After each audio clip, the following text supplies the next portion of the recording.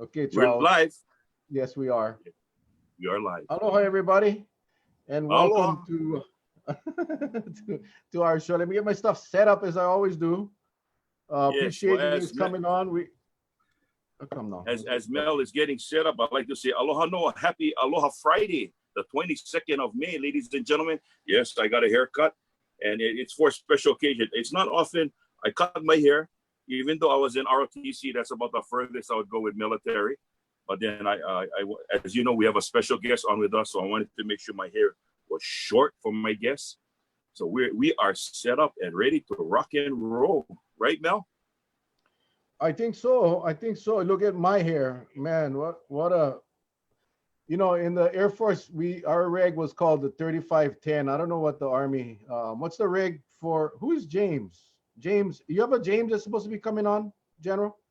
No, just me.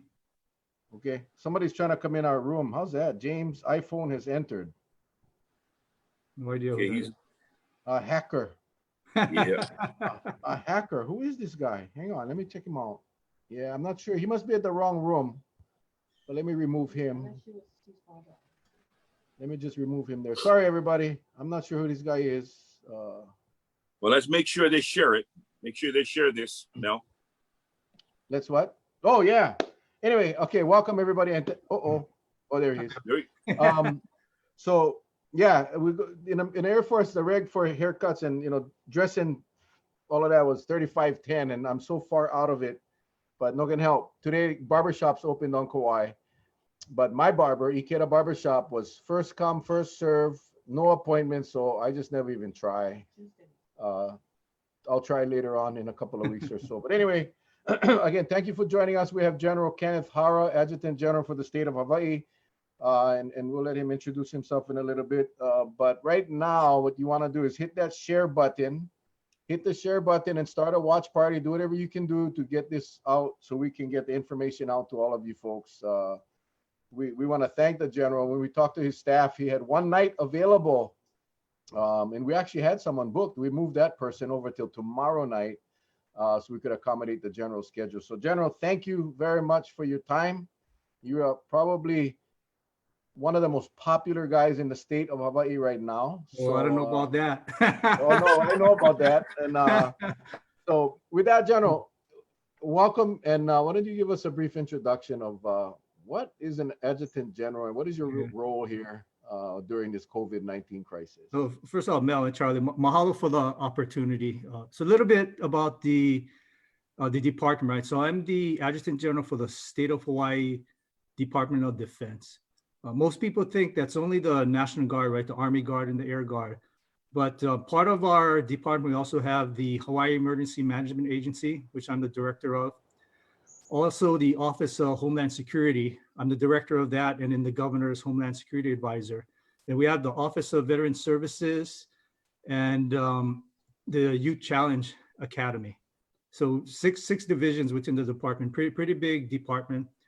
During this disaster, once it was considered, a major disaster declaration, that's when Governor Ige appointed me as the incident commander for the state of Hawaii for this COVID-19 response. So that's been eating up the majority of my time. Luckily, I have a very capable Deputy Adjutant General, Stephen Logan, Colonel promotable Stephen Logan.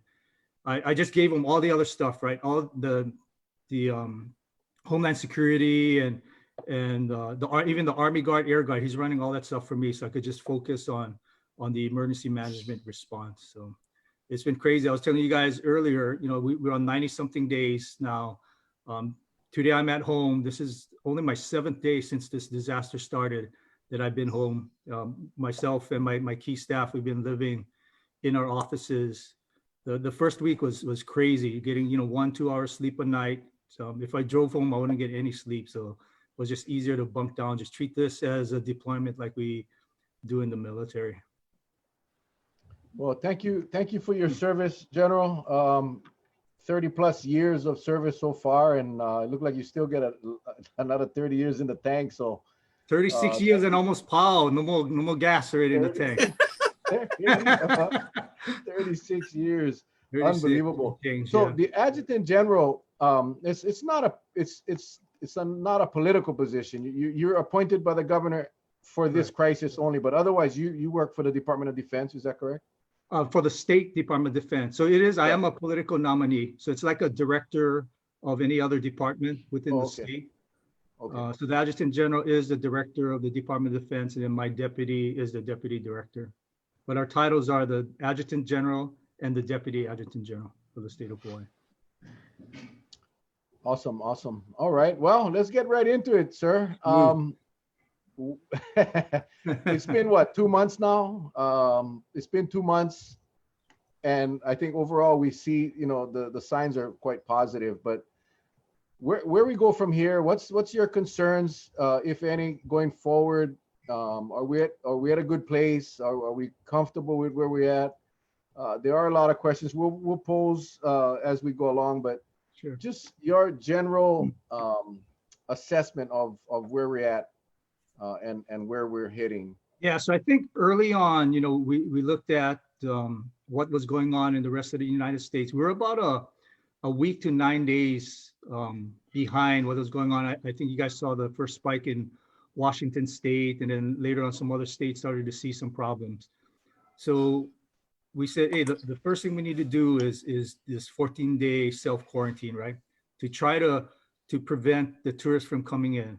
And when we had recommended that, it was really, they're like, oh, well, you're not going to stop everyone. I said, yeah, but if I stop half of them from coming in, that's 50% less chance of the disease infecting, the residents of Hawaii, which was a major concern.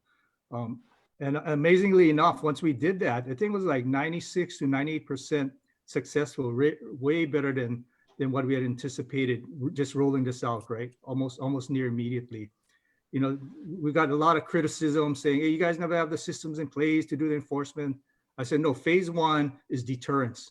We'll catch up with all that other crap. So let's just, if we just sit on our butt and do nothing, then the disease is going to take hold even quicker. So my focus has always been, first, right, is saving human lives. That's number one priority. And then preventing human suffering. My concern now, and I got a little bit of criticism on this and talking about, hey, we need to really look at opening up the economy. But I was taking it a little bit out of context, right? I'm not just saying like, hey, okay, just open up the damn airports and let everybody start flowing in. We're about mitigating risk. And there's several layers to do that, and we need a plan.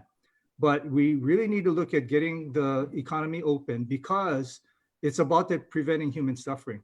So if you look at the virus, people are getting sick, but a lot of them, especially the younger ones, it's like a mild or like a regular cold. Some of them are walking around, they don't have any symptoms. So what we really need to do is how do we protect that vulnerable population, particularly our kupuna? And we can take, as a community, we can take that action, right? As we slowly open up the economy and try to get money back in revenue and make sure that people get jobs. Because the longer we go on, the more people will lose their jobs, more businesses will close down. And it's going to be a huge challenge of keeping a roof over the head and feeding your family. So that was what I was trying to get out. And it takes all of us. So once we started opening up and then, we're getting down to single digit and some days zero infections right through the testing. And then I go out there, I try to run in the morning and then we go walking in the late afternoon just to decompress and get rid of some stress. But I start seeing some significant complacency on Oahu. I look at the beaches are packed, everybody next to each other. And this thing will take hold if we don't take the physical distancing, hygiene, we talk about just washing your hands, disinfecting doorknobs. If you're sick, stay at home. That's a critical one. A lot of these clusters that are happening is people go to work when they're sick.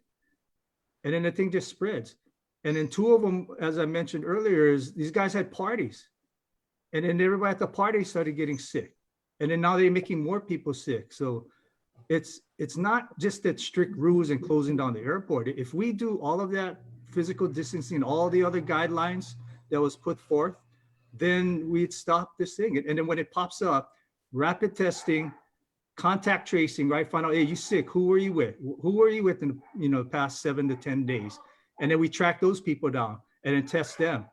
And then if they're positive, ask them, who were you with? And we slowly try to control those clusters before it takes hold. And if we do that aggressively, I feel we can safely open up the airports and get this economy going again. General, question that I have, and Mel and I have been echoing this from day one, and that is, you know, we're at a junction now where we know where the pockets are. I mean, because we're single digits, right? It's small. We use a term that things are getting scrubbed out. We got a clean slate to play with right now. We know that there's only two ways of that virus to enter the state. It's by water or by air. There's no other way, because it's just not going to pop up. How do you feel about testing being done prior to them reaching here? I mean, that's something that would take a big burden off a lot of people's shoulders. But then, and then when you talk about contact tracing, the other thing that we were kind of miffed about was that,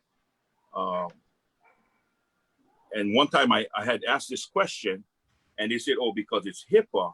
But yet, like you said, with contact tracing, unless the person who's infected gives you direct names of other people that they were with, if the person was just to say, I was at Long's Drugs on Friday between 10 and 12, he could have been standing right behind me. I don't have to know who this person is. But yet I would like to know if I was in that area. So then I say, bingo, I better monitor myself, because if he was there, I was there. So I better really be careful now. Maybe I got to quarantine myself. Why don't they get that kind of information out? So 2 parts, right, to your question. Let me answer the first one, and I'll come back to the second one. So I am all in support of testing. And we get a lot of pushback, primarily from the Department of Health, and I hope I don't get in trouble again. But the bottom line is, the way I look at it is a multi-layered defense, right? Or how do we mitigate risk? So we test them before they come. Well, maybe it's 48 hours or whatever, right? They test negative. Maybe some might be infected, but not all of them. If they're negative, they're negative. So if I reduce the risk by 60%, that's 60% there. Then when they come in here, then we do the thermal screening, right? To see if they have a temperature. Then I'm going to get maybe 5% more. And then I reduce the risk even that much more.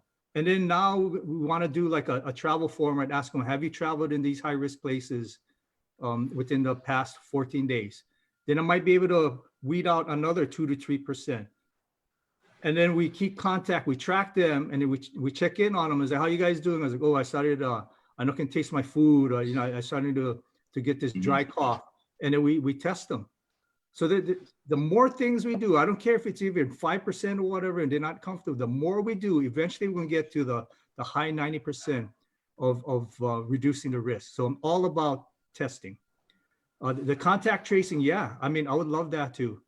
And again, but I don't run the testing, and I don't run the contact tracing. So we're trying to build capacity, but that's a good one, right? I mean, I would want to know too, if this guy was sick and, you know, this person works at a certain restaurant, that'd be good to know for the community. So then I was like, oh yeah, I ate there, you know, 2 days ago, you know, because we're going to be opening up restaurants at some point, right? It would be nice to know that somebody that, you know, an employee was sick. But they're adamant. They didn't want to release, you know, the Big Island one in Kona. They're trying their darndest not to say which restaurant it was. And then, you know, eventually the thing got leaked out. But yeah, I don't understand. I'll try to help push that, because I think it's a good idea. Oh, sorry, Mel, go ahead. No. You're not going to get in trouble, number one, because, I mean, these things have been told to them for a long time. I mean, they know that everybody in the world really is focusing on testing. Everyone in the world that I've been following this quite intimately for a while now. Charlie and I both have, and you will not find a jurisdiction anywhere that doesn't put its emphasis on testing, if prior to opening up their economy. I mean, it's just that you can't have one without the other. In other words, you want to open up the economy, you gotta test, and that has been our frustration for a long time. The testing is not 100% foolproof, because, like you said, the guy could test negative I think the proposal right now is 72 hours. So he could test negative on a Tuesday, get on a plane on Thursday, arrive here, and not become contagious until the following Sunday or Monday. I mean, Yeah. but I think you bring a good point. We're narrowing down. We're doing the best we can to limit the Right, potential. multi layers, correct. Yeah, I mean, because then it's manageable. But the contact tracing, I saw today, someone posted it was an advertisement, I guess, for this training course for the contact tracing. It was a professional course, a community course, and I think a community helper course. It's really bizarre because the professional course was an hour and a half online. The community course was 6 weeks online, and then the community course was a few hours, I think, and they all required a college degree. So I'll be honest with you, man. It for me, for the lay person outside, I get the feeling that they don't want to fill the contact tracing positions because, again, Charlie and I were former cops, and my suggestion to the Senate COVID committee, Senator De La Cruz and Favela and Mercado Kim, as well as Senator Cochi, who's on this call tonight, was, hey, go grab the retired police officers and train them up on the specific needs for this contact tracing. But they already know the interrogation skills. They have all of that, Right. and they would be happy to come back. But 6 weeks to get a certification, my gosh, 6 weeks, that's a month and a half just to get it certified. It just seems kind of awkward. But contact tracing, to me, you mentioned the Kona situation, the restaurants, but we had the Maui Memorial, we had the Camp 4 housing, which we didn't hear about. And again, this is we let's make this clear that that's not under your kuleana, that's the Department of Health, and we've been trying to get someone from the Department of Health on, but they did not even uncover that. So when you look at contact tracing as Charlie describes it, you may not know, or you don't know who you came in contact with, but they do, and they know where that people were. And if you had a cluster at Camp 4 housing or at Puhi Camp or Wailoa House Lots or wherever the case may be in Kauai, we should know. Right. And we can take the proper action to make sure that, number one, we don't get it, and number two, we don't potentially spread it to loved ones in Kupuna. I agree with that. And I'll keep pushing, right? I mean, like, I'm constantly fighting for what I think it's right. I just keep pounding away. As you know, as difficult as it is, some days are tougher than others, but I always keep the fight going. Well, let me ask you Yeah. two questions. The first question is, you made the comment that we were about a week and a half behind, right? What validates that? How is that number picked? They were looking at I think was the first positive and the first hospitalization, and they had that epi curve, right, that they could track, and it ended up being pretty accurate. We're about a week behind. But was it from a particular state or a multitude of states? About at that time was like 3 states as we were watching it. Because it would rather behoove us to think that whatever those 3 states were, if none of them traveled to Hawaii, then the numbers wouldn't apply to us, right? Because we're actually talking about traveling in and infecting somebody to come in that target range, right? And so some of our first ones, right? The first ones I think was like the cruise ship, right? And then Washington State, a whole bunch came in from Washington State, and then some from Las Vegas. Mm-hmm. And the other question that I had is with regards to, because as you know, being from the islands, everybody is passionate and everybody wants to help. So you got, it's hard when you have one Crime Stoppers program or even Neighborhood Watch. Hard to get people for calling and say, hey, get something going on. But with this pandemic, you get so many set of eyes calling in, and it seems mind-boggling that somehow some of these travelers are getting through the system. And, and a lot of it is really tightening up at the airports. You have any comments about that? So I think, early on, like I say, we kind of roll out pretty fast, right? Because What we wanted to do was just prevent people from coming in, the deterrence. And I can say now, I don't think there's anybody slipping through the cracks anymore. You know, they got these guys all lined up. They go through stations. They even check the cell phone. You know, they check the ID, match up the address. They get the cell phone to physically call the number. It's like, hey, bro, your phone not ringing. Is it, what's up? And then they give the real number and they go to another station. And then, you know, they call, make sure you get the reservation and stuff. The ones we're getting challenged is those that are putting down local addresses and claiming they're visiting family. So it's kind of hard to prove that or not, right? And then still, I think some guys are getting to that the illegal, the short-term rentals that we're trying to crack down on. But it makes it tough because the short-term rentals is a county responsibility. Right. And the enforcement too, the enforcement side is a lot of the county police that is carrying the, you know, the load, right, on taking care of that for us. Do you think that the government, the governor would even entertain, you know, if things doesn't seem right, hold them at the airport? If not, we do. And what do you folks send them back to? You know, we send them back too. We send them back. Most of your So if they come in, if they don't have a reservation, then we give them the option, right? 3 options: get arrested, get back on a plane and go home, or we wait right here, make your reservation, and we'll confirm you got your reservation, and on you go. So this woman that was apprehended, well, she wasn't apprehended. She was being sought by Maui authorities, right? And she finally, I guess, negotiated her way to get sent back. The question I have is, was she tested before sending her back? Because she was on the run for some time, and we don't know who she came in contact with, right?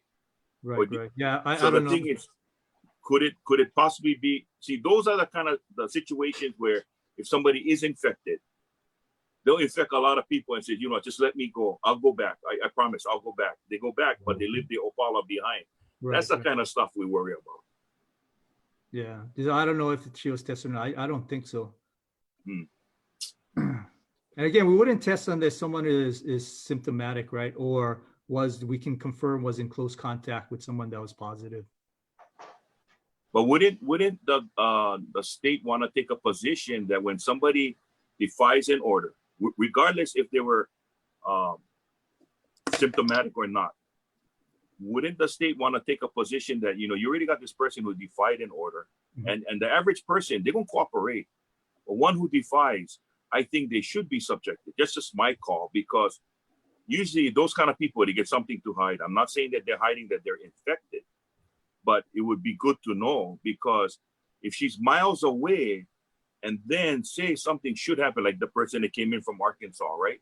He comes on a plane, he tests positive, he's allowed to go to his family home.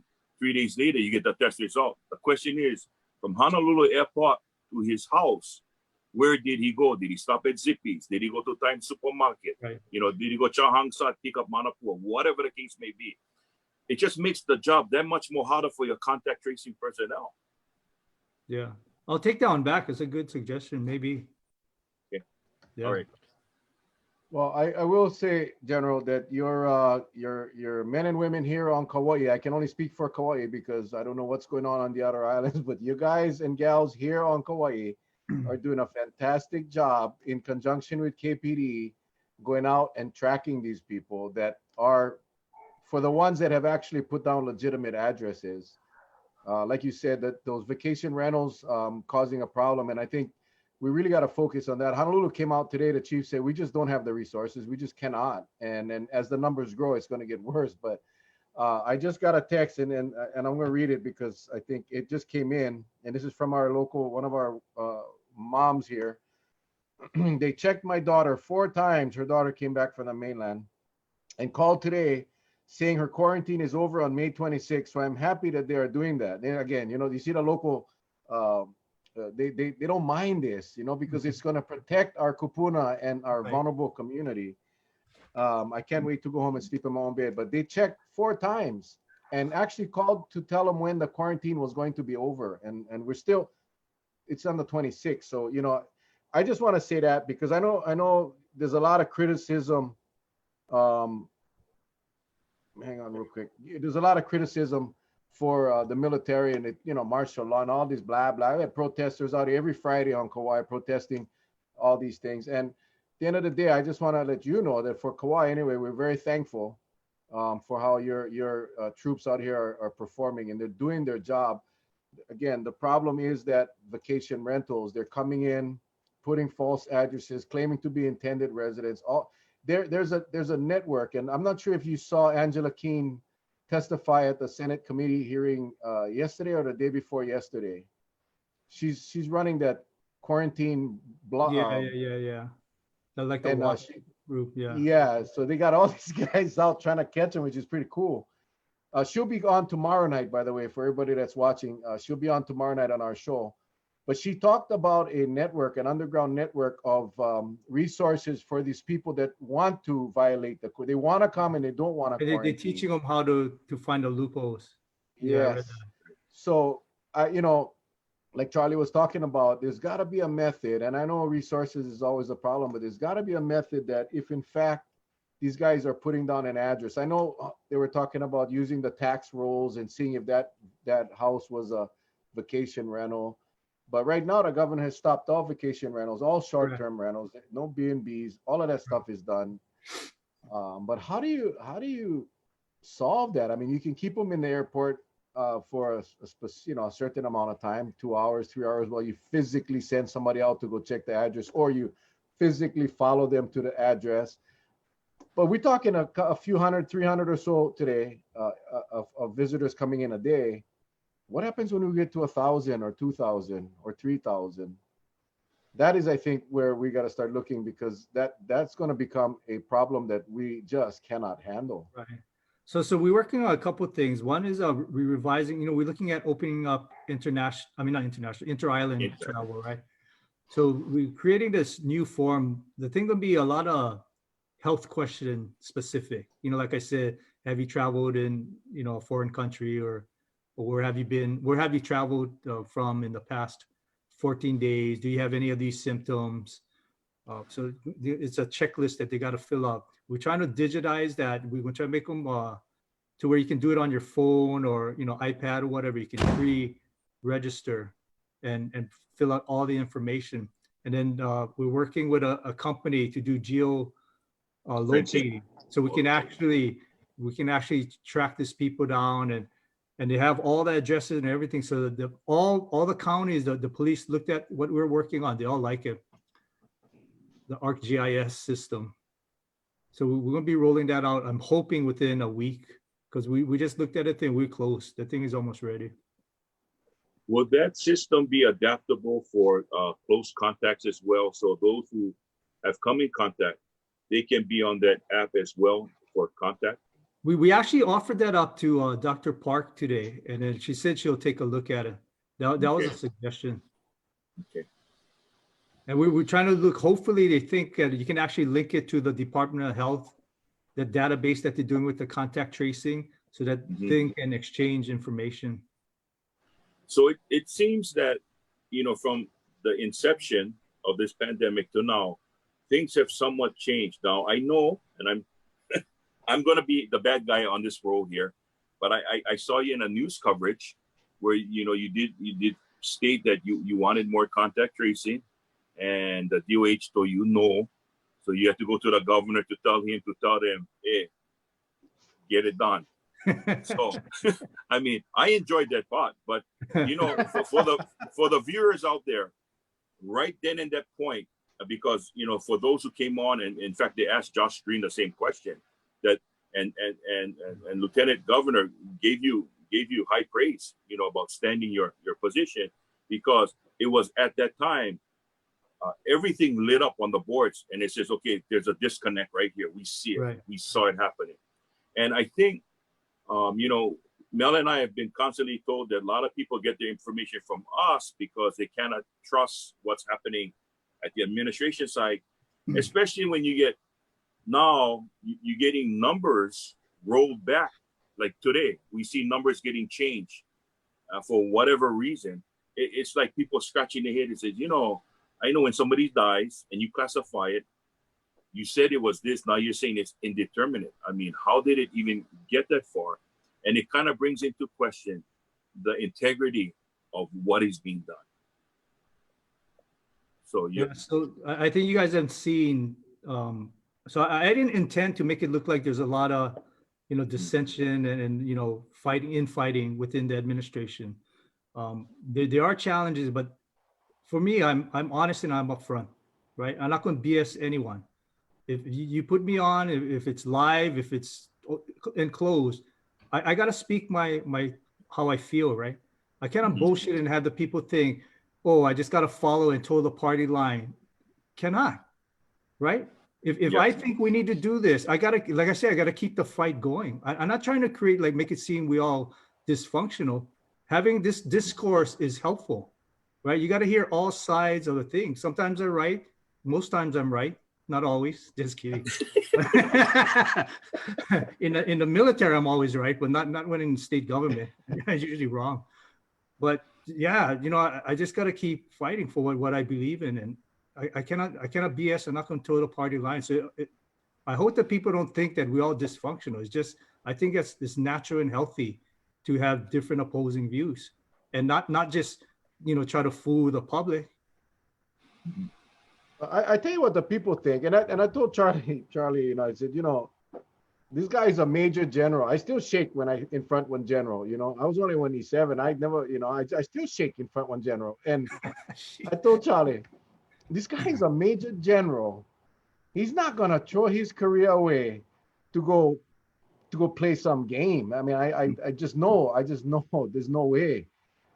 But I tell you what the people think. The people are looking for people that they can trust, General. And there was one comment that you made about the riot after the hurricane. I think that it kind of upset some people on Quiet. But aside from that, you are kind of the only one that the people trust. I'm gonna be honest with you. That's just from what I hear from the people, and the lieutenant governor as well. Because in the general, I mean, the governor was very professional the next day after that thing where you said I had to, he said, hey, we're gonna disagree, and that's you gotta have that dialogue, and you cannot have everybody agree. It just doesn't work that. Yeah. That becomes and the true thing is, I look at, so I'm pulling stuff from experience too, right? So I've seen the best in humans, and I've seen the worst in humans, right? Especially in disaster and things goes bad. I was on Kauai, Iniki. I was the first person to set foot off the C-130 aircraft following Iniki, and I was there for 30 days. And there was one incident where we ran out of ice at one of the distribution centers, right? And the guys got all rowdy, and then the guardsmen, I had to send guardsmen, and then we sent the Kauai SWAT team out there to disperse that. So the point is, people are frustrated, and they say, like, wow, Hawaii's from Aloha. I can tell you, Aloha goes so far. Yeah, there's the Aloha spirit, but at some point, you gotta get the roof over your family's head, and you gotta put food on the table. And that's why I keep saying we gotta get this economy going. The longer we wait, more businesses going down. Yeah. And that's when they're gonna get frustrated. So it may not be rioting, crazy, breaking everything, but I tell you, civil disturbance could be, a possibility. And I've seen it. I've seen it at war. I've seen it in following disasters. Yeah, I can tell you that ICE trailer was right outside of the ILW, right by the convention hall. I was a cop at the time, and I remember that vividly. The ICE, just people got very, very upset, and it was all local people that were fighting. Really, really, it was not pretty. I remember that incident vividly, because we talked about it for a long time. Because that wasn't the Aloha spirit. That wasn't how Kauai handled that hurricane. But as time went on, tempers got short. People got hungry. Like I think you nailed it when you said it. So no, but my point was that it's when you speak, people look to you as that authority on the recovery side, or the crisis side, not the health side. I'll be honest with you, I don't know of too many people that actually have confidence, and I'm not trying to get you to comment or anything, but I can speak for a lot of people that they don't have any confidence with the Department of Health. You know, today's numbers, they reverse the numbers again, you know, back to 5. You know, and you think about the incidents and you notice in the military, you know, integrity is so important. When you come, when we, with the first, remember the first death, the guy was, it was unknown, then it went positive, then it was negative. And then a few weeks ago, they scaled back the number again. And then today, 5, one from Kauai. And I think the people are just, that's just, today was the first day I did not post a daily report, and I'm not going to do it anymore because I simply do not have confidence in those reports anymore. But when you come on, it's a different, it's not the Department of Health, it's not the governor, it's the incident commander that is in charge of protecting us. And so I actually believe that you're probably, in many people's eyes, are the only one that they really listen to and trust right now. I appreciate That's that. just my observation. I don't know what you feel, Charlie.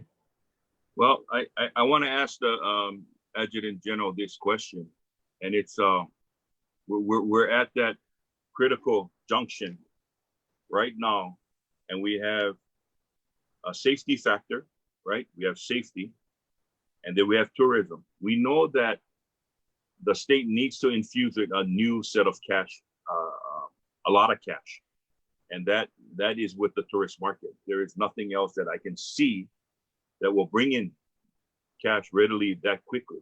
Right. But because to get that, how do we handle it in a safe manner? It's almost nuclear. You just cannot handle the thing haphazardly or go off on you. So we're in a nuclear situation where we have to deal with the safety of this tourist.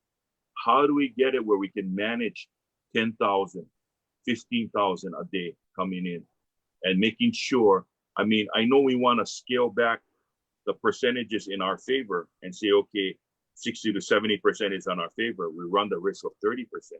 But again, even 10% could be damaging to our kupuna population or to our population that has some type of immune deficiency, you know, those kind of people. Right. What's your take on it? How do you think we can do a balancing act? Yeah, so I think the only way you can do it is, like I said, right, multi-layered testing before they even get onto the plane, when they arrive, thorough screening, thermal screening, interviews, and then track them, right? Maybe checking in the first 3 days or so to see how they're doing, and then giving them all the information. And really, it goes back to the standards, right? The guidelines that we put out. So if the restaurants, how do we do that physical distancing?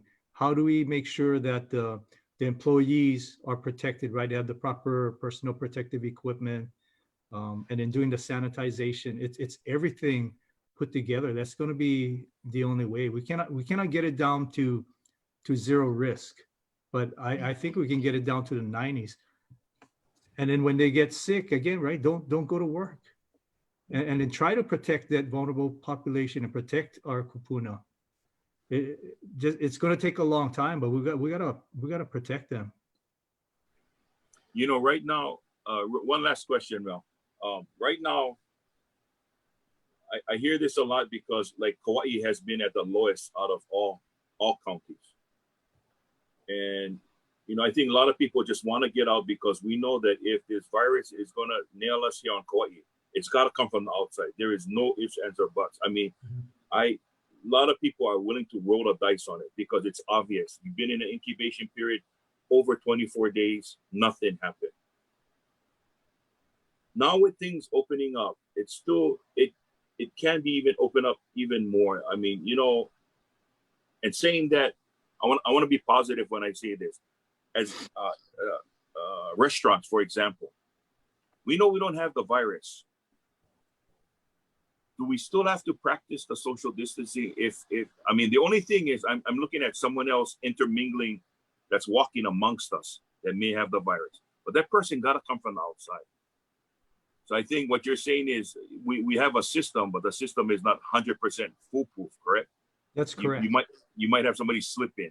Right. Yeah. So because Okay. you know we still get guys traveling, right? You got the critical infrastructure employee, you get construction workers, you got some residents that are going for a bona fide requirement. They may have had an exemption, right? Somebody on another island, maybe was on their deathbed and they wanted to visit and they come back.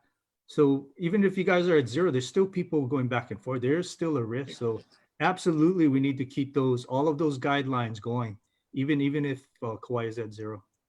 Okay. I forgot to mention before we go on, I sent my best soldier out there to Kauai. I got my son out there, so go hunt him down, Lieutenant Justin really? Hara. Yeah, he's with Charlie Troop. Gus? Is it Gus? Justin. Oh, Justin. Yeah, I just promoted him to second lieutenant. He just graduated from ROTC, and then the next day they call him already. He's on my. He flew to Kauai. Okay, I'm gonna go find him. Next week? I'm gonna find him next week. I actually work at the prosecutor's office, which is right next to the police station, which is where they all kind of hang out. Well, Mel, you said earlier you shake when you hear his title. Yeah. I mean, I'm a private and my wife has no title and I still shake. You know what I mean? Yeah, I mean, we hardly saw generals in most of my career. You hardly see them, and when you did, it was like, holy crap, Representative Okimoto is on. She said, hi, General. She said, you're a constituent of hers. Before I ask that question, those forms that they're signing, I know we talked about, which I can't remember who said it or who suggested it, but is that one per person? Are they going to make it mandatory one per person or one per party like the ag forms? Forms? I think it's one per person if they're an adult. Okay. Yeah, but we're not requiring the kids. Yeah, one of the concerns was that if it's one per party, then one person can stay in the room, the rest can go gallivant.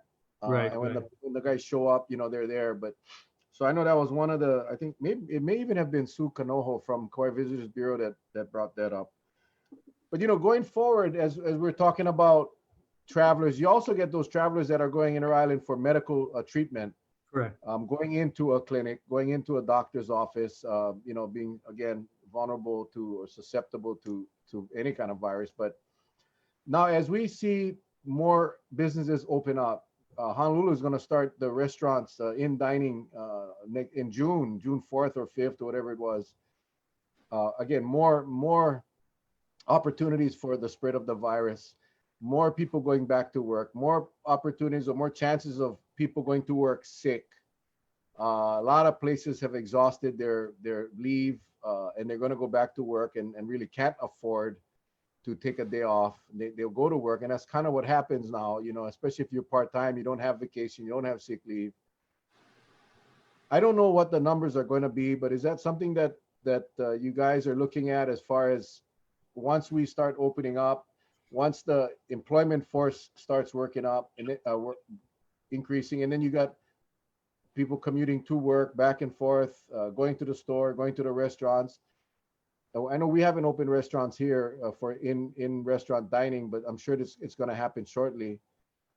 Are we prepared? How prepared are we for those types of? I hear the governor talking about we're preparing for the worst case scenario. In essence, we have the ability, and the lieutenant governor said the same thing. We have the ability to surge up the beds and the ventilators and the ICU rooms. But at the end of the day, we only have so many ventilators. I don't even know what that number is. What is it statewide? Do you know? I can't remember the number, but it's pretty low. It's a pretty small number. But as we have more people movement, obviously the chance of infections grow. Is that something that you believe we can deal with going forward? That we have the capacity? I believe so. I mean, like I said, right? As soon as someone shows up positive, or sick, then we test them. And then we do the contact tracing as quickly as possible. And that's why we're rolling out things in 2 to 3 week intervals. So as we open up, I cannot open something up or recommend we open something up the following week, right? Because that first incubation period didn't go through yet. So we cannot see if the disease is spreading out there. So we got to sit back and watch. And then if the numbers stay low and controllable, then we open up a little bit more. But some people crying, right? It's like, hey, you guys, if we look at all your indicators, we're in that green, we should open everything up. If we did that, the thing would spike out of control before we know it. If you got these onesies and twosies that pops up, are they coming from the outside, or are they coming from individuals that's asymptomatic, is dormant, and they come in contact with? How is it happening? A majority of them, I think, is just community spread.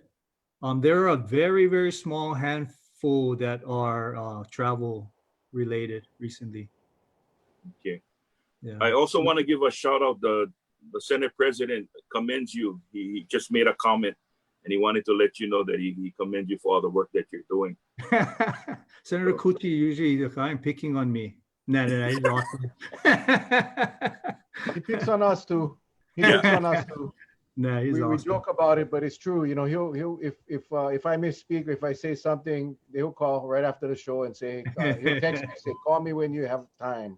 He was the first one that told me I got to get on the show, so you guys get him to thank. No, thank you. Yeah. You know, we just listen. The public deserves to know the whole story. And I remember when we first started, I can't even remember who was our first guest. I can't even remember who it was, but it was Jennifer Lopez. I tell you, General, this guy, he's too much. But anyway, I can't remember. I was here because she was at my house, so I helped set her up. Oh, maybe it was the my police wife downstairs. chief. You guys gonna get me in trouble. I'm gonna move on because I don't like, you know. But I think it may have been the police chief. But we've had Tulsi Gabbard. We've had a lot of people on, and all our viewers want is to be able to hear a complete, the complete testimony, I guess, for lack of a better word, of you guys, rather than the snippet. Like Charlie said, you know, you typically get a couple of minutes, a snippet. They'll take you out of context. Right. The media does, and then people develop their whole perception of what's going on, and that's how things go sideways. And not too many people can sit through the governor's press conference for the whole entire time. And then because of this situation with the COVID and the spacing requirements, so the media gets one question, and they don't have an opportunity to do a follow-up question. So they get one question, you answer, then they go to the next reporter, then the next reporter, and it's all, you don't have an opportunity to clarify. So that's what this is. This platform allows you to share. Yeah, it's awesome. And freely, you know, freely. So we really appreciate that part. Where do we go from here, General? As far as when do you anticipate? I know there's a lot of talk about inter-island quarantine, and I'm sure you probably cannot release anything specific, but from what I gather, sounds like the governor is going to open this thing up June 1. Am I close? No, I think it might be a little bit later than that, but we are working hard to try to get inter-island opened up. They haven't picked a date yet, but what I'm pretty sure they won't do is just say like, hey, this thing will open up in like 3 days, because it's going to take time, right, for the airlines to get set, and then, you know, the hotels and rent-a-cars and everything else. Everything is interdependent. It's not a knee-jerk thing. So I would say at the earliest, maybe 2 weeks from now. But again, General, they haven't picked a date yet. Go ahead. Would you consider, you know, if someone defaces a firearm, there's a penalty involved, right? To maybe help with quarantining, consider giving the visitor, when they come in, having them put on one bracelet, pretty much an indestructible type bracelet, and that they return it upon when they leave the island. And if they deface it in any way, they got to pay a penalty. You folks ever consider something like that? We're talking about that, like even like an ankle bracelet and stuff. But the Attorney General said if we were taken to court, we'd probably lose. So no, but I'm looking at maybe like a bracelet on their like their wrist. And the thing is, it's coded. I think South Korea does something like that, right? Yeah. And that way you can identify them in public too as a traveler. But the Attorney General had recommended against it for legal reasons. So what does so then I'm gonna fly this right at the Attorney General. What does the Attorney General recommend we do to help with the problem of keeping control of people who need to be quarantined? Because she's finding all these, oh, you cannot do this, cannot do this. What can we do? Yeah, so it's like that that ArcGIS system, I think, is going to be extremely helpful once we get that thing rolling. And you know, it's going to be even better than just a bracelet, right? Mm-hmm. Yeah. Yeah, you know, you go to Disneyland, they give you a bracelet. You go to a concert and you want to drink alcohol, they give you a bracelet. That's where I disagree with the attorney. The ankle bracelet that, you know, but to me, I think if you put a bracelet on their wrists and after 14 days they get to take it off, they can report to wherever. I totally disagree with the attorney general, but then again, I'm not an attorney. I think she's really trying to protect the state from lawsuits, but you know, we're talking about a pandemic. We're talking about the potential of people dying, and can you imagine going to Disneyland and telling the guy, hey, I don't like wear that bracelet. Okay, fine, then just you don't come. Well, I'm going to sue you because you know that's violating my rights. No, but you're choosing to come to Disneyland, right? Now just replace Disneyland with Hawaii. Hey, you want to come to Hawaii, you wear a bracelet. It's not gonna. The ankle bracelet is kind of rough, but you just put a wrist bracelet that cannot come off, and 14 days later you go there. Hey, show me your plane ticket. Yeah, cut them off, and then you're okay. I just didn't agree with her, but that's just again coming from me, who's not a lawyer. I'll take that one back though. I'll take it again. You know, you put a penalty down that, you know, if they deface it, because some people are going to try to take them off, right? So you know that people come here, they don't come with around, especially the visitors, or traveler, I should say. And if they got a quarantine, you got to be something, just short of putting luminol on them, and so you can only see them in black light, right? Just short of doing something like that. But I think the war on this whole thing gotta even the playing field in order to save everybody's lives at the end of the game anyway. At the end of the game. Okay. Hey, General, I thought you was gonna get the hate comments. I got them. Mel, don't be dumb. Disney is a private property.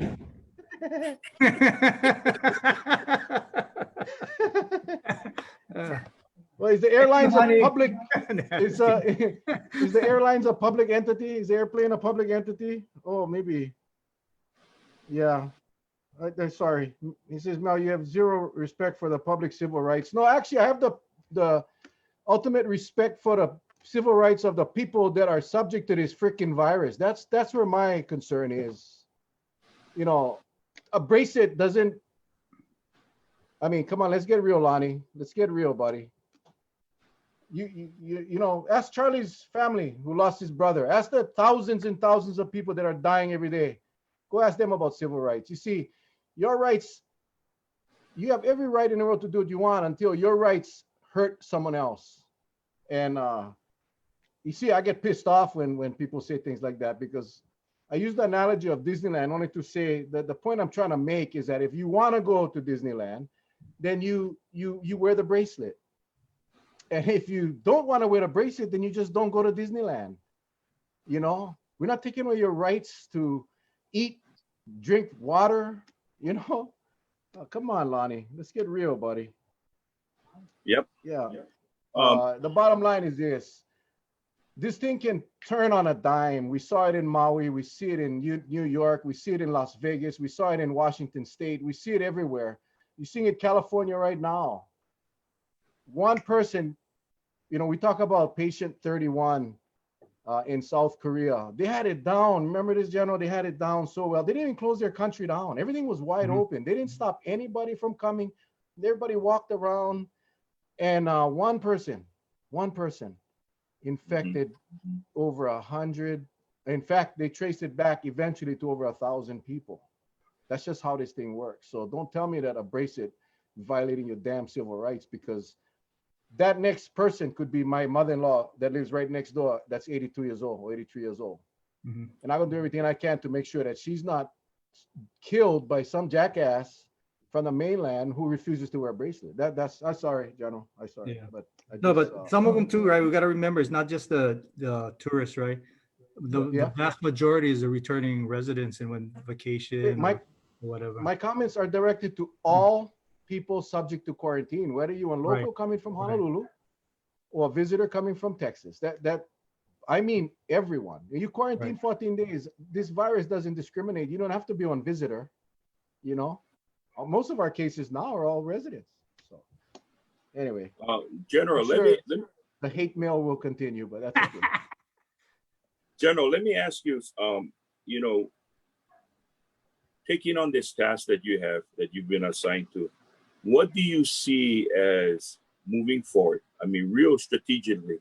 I know you folks talk about coming in phases, right? And I know I said it from day one, I think the governor has to do a better job in messaging because I can see the plan, but sometimes what we hear and what is shown, it almost seems like two different things and it gets very, very confusing.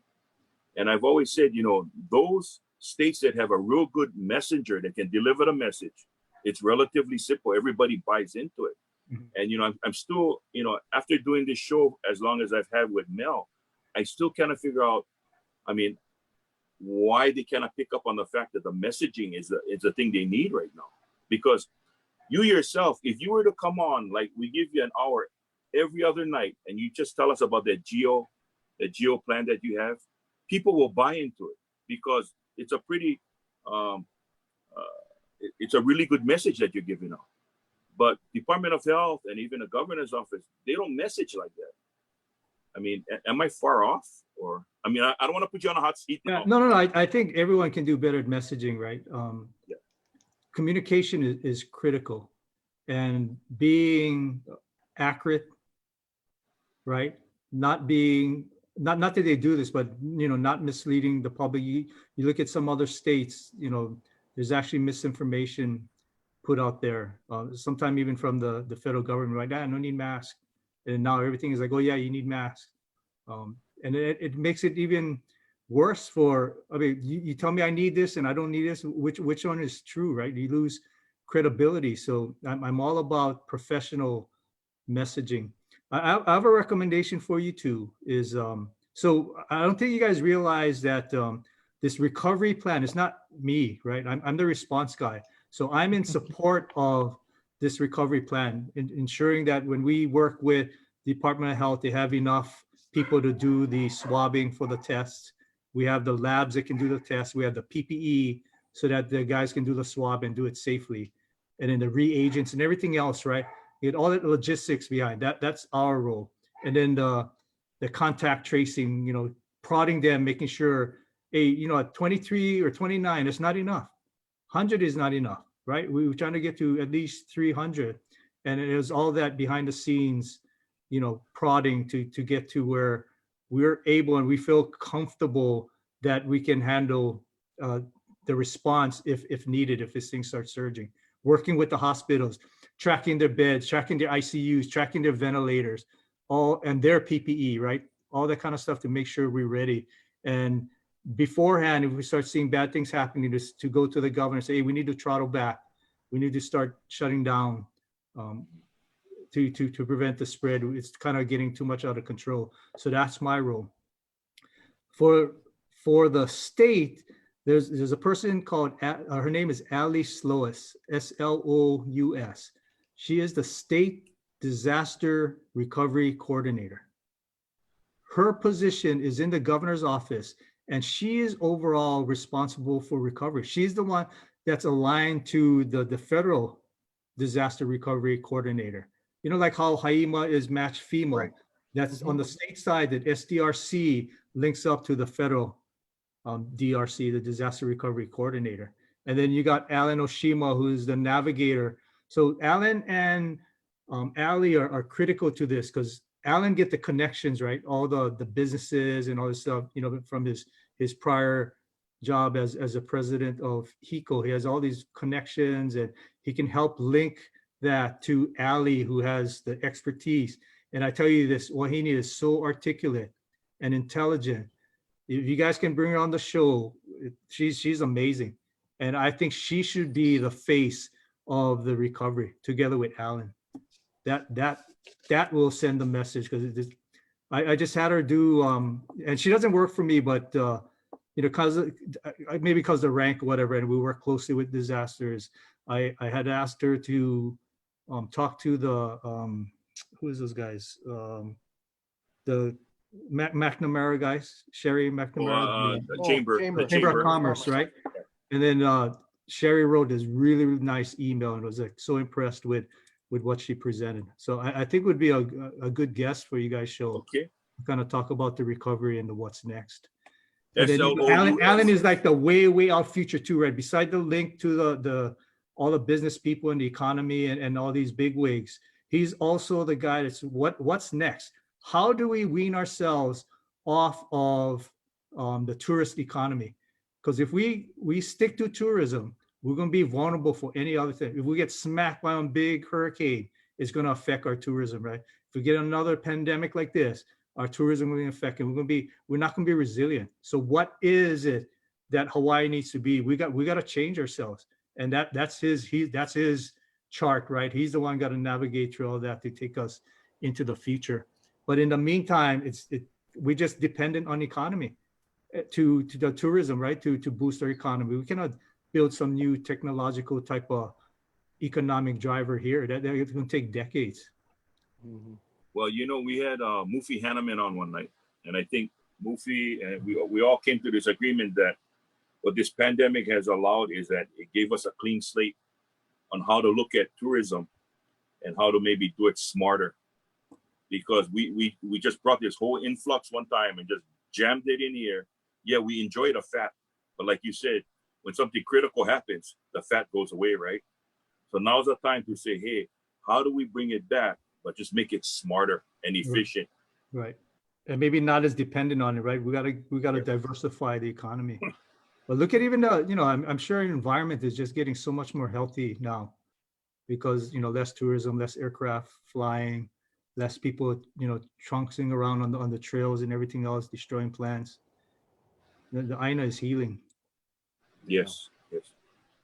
Yeah, that's the one silver lining that came out of this cloud, but how long is that going to last? We had the same discussions after Hurricane Iniki about how we got to start looking at diversification.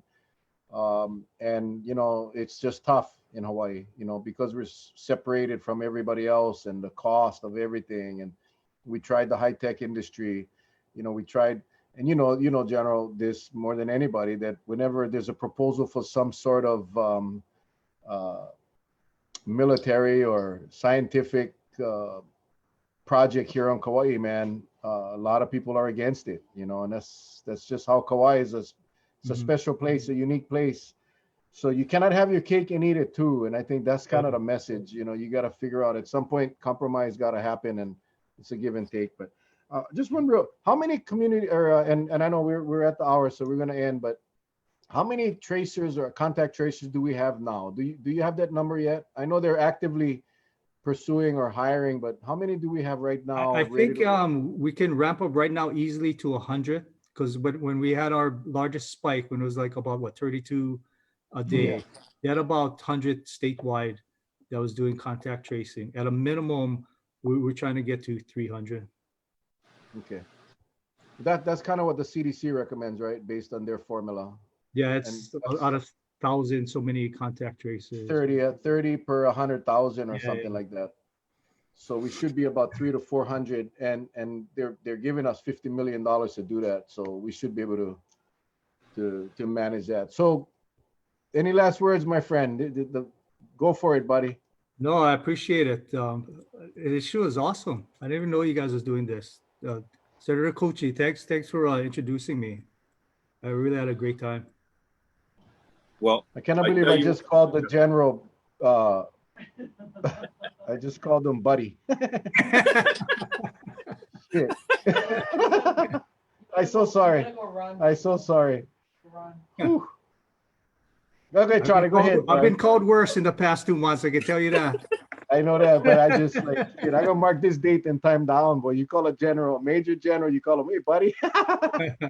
Well, it was kind of funny because, when I did that, I talked about the possible civil disturbance and stuff like that.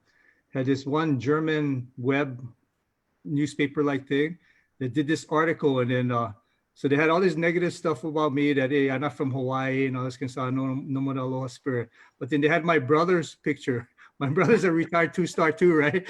So I sent him like, I told him, hey, bro, you got to watch what you say. You're making international news. Are you guys twins or no? Just no, he older, 14 years older than me. oh wow. Yeah, he retired with 45 years of service. Wow. My whole family, dad, mom, my dad was a lieutenant colonel, my uncle's a colonel, oldest brother, major general, second oldest command sergeant major, number 3, first sergeant, me, and then now my son, second lieutenant. Over 300 years service. Well, thank you very much. Thank you, man. Thank you. Charlie? Yes, well, I first would like to say to our viewers, I hope this was an eye-opening, because I know coming into tonight's program, some had texted me and had predetermined or had this notion that, politics would play. But I always felt that, if you give a person not a snippet, but a whole hour to set the facts straight, they're going to take that whole hour, which I am very glad he did. So to our viewers out there, I hope you enjoyed tonight's forum. My personal comment to the general, thank you very, very much. Someone had asked if you know a Jason Kamiya from Hilo. Jason Kamiya from Hilo. Okay, the person wrote in and says, can you mention it? I said, okay. But I'd just like to say thank you so much. You cleared up a lot of stuff, and taking some of the stuff back, what we talked about, I mean, that's all you can do, and I know nothing is promised, but, being transparent as you are, if you say you're going to take it back, and you do the best, and if it works, it works, and if it doesn't, then we look for another phase on how we can help. But at least we know we got you for this entire hour, and we didn't just get you for a small portion. We got you for a full hour, and I thank you very, very much. Thank you. Thank you. It's so funny because you guys. Thank you. we've had a lot of people that have come on the show, and then the public gets to see that human side of them. I've said this so many times. None of our leaders, decision makers are, and I'm talking about the governor, the Department of Health, are trying to maliciously wipe the people out in the state of Hawaii. Everybody is trying to do their best to do what they believe needs to be done. And, I think at times of crisis like this, in a time of crisis like this, and I'm a little biased because of my military background, but I think we should step aside and let the military leaders make the decisions, because it's just, and we're not talking about a combat situation, but we are at war with this virus. And I think at some point you got to look to leaders like yourself and take you guys' advice seriously. So thank you so much, man. I appreciate you coming on. Thanks for the opportunity. Again, tomorrow night we have Angela Keene coming on to talk about her program, the quarantine Kapu blockers, and maybe we can join that team and go catch all the violators here on Kauai. Until then, thanks again, General. Charlie, you guys all have a good night. We love you guys. God bless you. You sleep well, everybody, and of course, stay safe. God bless. Thank you. Thank you. Good night.